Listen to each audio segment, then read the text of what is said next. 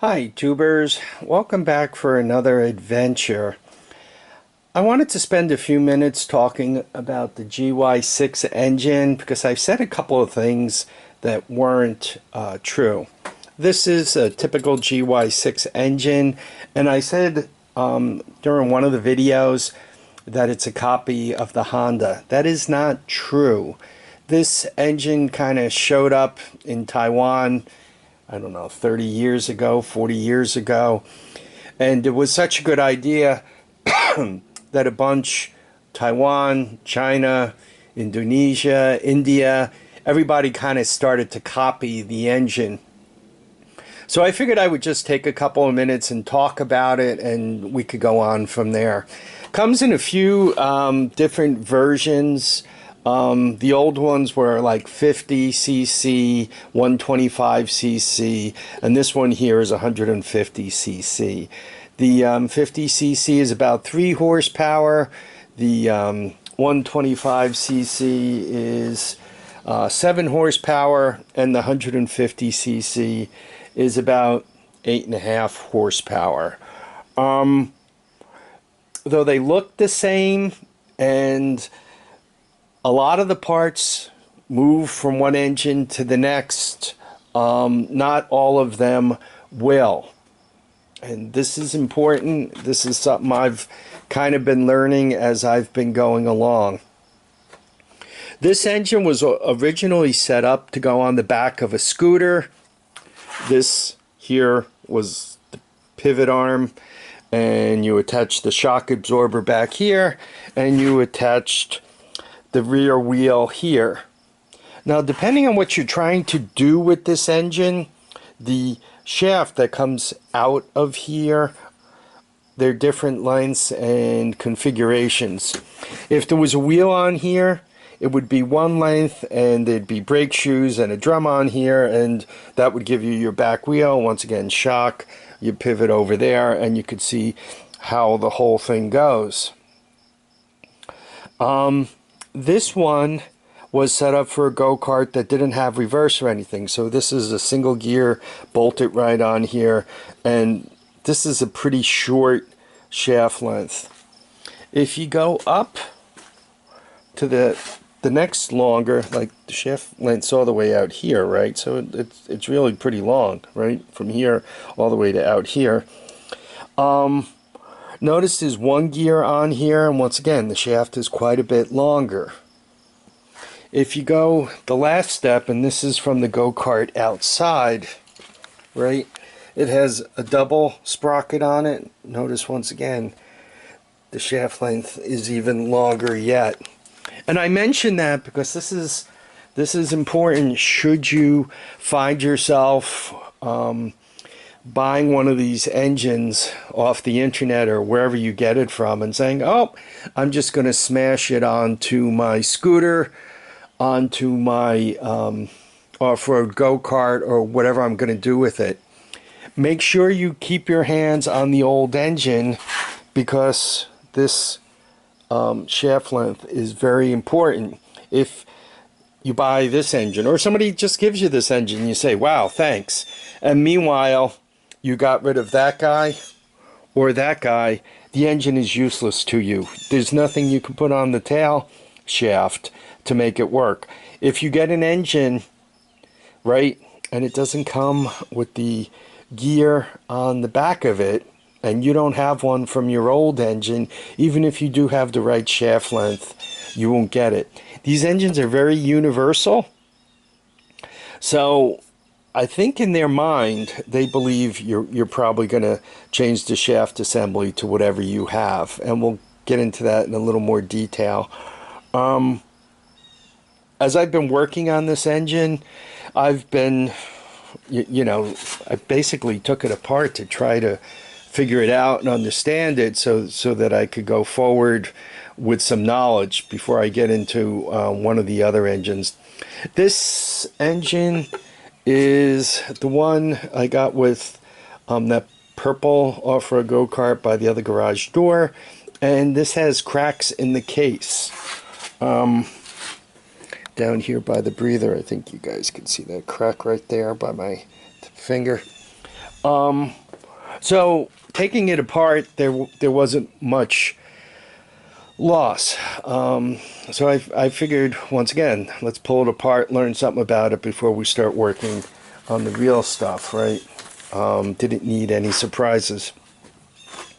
The main part to come apart is this cover here, and this cover covers your torque converter. And there's a gearbox in there, and let's look at it. Motor, nice and compact, has electric start and a kick start, CDI ignition system, carburetor with an automatic type choke, fuel enhancer or enrichener for starting, and there you go.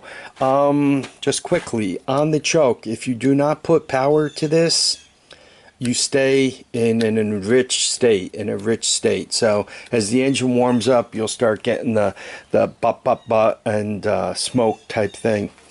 As you're taking this cover off, right, you know, we all know how to take off, you know, 9 or 10 bolts. That's not a problem. But as this cover slides off, make sure you keep that Kickstarter post, shaft, whatever, in as tight as possible, because if you don't, you end up losing the timing for the Kickstarter, and you have a lot more work in front of you. If you're an amateur, if you really have no clue what you're up to, do yourself a favor, do not take this cover off, because once again, if you mess up the Kickstarter timing, then you have to take it all apart, time it again, and there's a really tough spring. You got to bend back around the post. So don't do this if you don't know what you're doing. I had this apart, and I think it's going to come apart again without sliding. Okay, good. Because I just timed it up and it took like 10 minutes. So there you go. This engine, once again, really cool engine. The engine's here. Obviously torque converter on it and out the back. It's also interesting that there's a centrifugal clutch on the back, which means until you get this whole thing whirling fast enough, the clutch does not engage, which doesn't go through this gearbox to power your sprocket back here. A couple of other things. I mentioned how difficult it is to get the spring on. The other thing that's tough is this Kickstarter auxiliary shaft. It has a keyway in it that locks into the block, that locks into a bushing way in the back. So if you don't have this in the right place, this shaft doesn't settle all the way into the block, which means when you go to put this cover back on, it's going to stop, because once again, this shaft is sticking out like an extra 1/4 inch. So you'll have it on there, you'll be within a 1/4 inch, maybe even a little less, maybe more like 3/8, right? It'll just barely. So you're tapping on it, everything's touching, the cover's kind of rocking a bit, but it won't settle in. And the reason why is there's a keyway here. You're going to make sure, once again, that you got the keyway in the right position. This shaft is settled all the way in. This shaft is all the way in. You got the timing all correct. So when you kickstart it, you know, everything goes as it should. But back to it, once again, a really cool engine. You could get these, they sell them, there's a guy on eBay who sells them as returned. I bought one, and I did that start in the box for it. Your basic engine, mine did not come with a carburetor, so it was a little cheaper, and I think it was about $100 and $50 to ship it. Once again, it showed up, you know, I had to dig up my own carb. It did come with the CDI unit and the coil. It did not come with a wire harness, so you would have to rig that up yourself should you be wanting to put this on something you're building. to put it on something interesting, like, you know, it's a nice, really flat engine. I mean, you got 8.5 horsepower if you go with the 150cc model. You got a torque converter on it. Should you buy one, like one of those returned ones for throw a number 150, you're going to have to come up with a wire harness. Either you get damage to the engine or missing pieces to get them a little bit cheaper. I chose a missing carburetor over a crack in the engine, right? The last thing I wanted is another cracked block. So, though I'm keeping my eyes open, should there be one that's really destroyed mechanically, let's say the head is battered on it, I really don't care, because I actually need some case pieces for this one, right? The head assembly is all in good shape on this one. So that's another game you could play. If you have one, depending on what you need, you look for one of those returned ones and go forward. You can find one without damage. They're typically $300, and you could find one with reverse. This time of year, they're not going cheap. During the winter, they go a little cheaper. During the winter, they're somewhere around $4. Right now, they're running somewhere around $6. I don't think I'd spend $600 on one of these engines with reverse to put in anything. I mean, that's a lot of coin. You can find other solutions for that kind of money. But once again, should you get one? It's nice, flat, really relatively narrow, right? Should you decide to cut this off and figure out a way of mounting this up, it's actually a fairly small engine if you're doing some kind of bike build, you know, putting an engine on a bicycle. So from that point of view, it's really cool.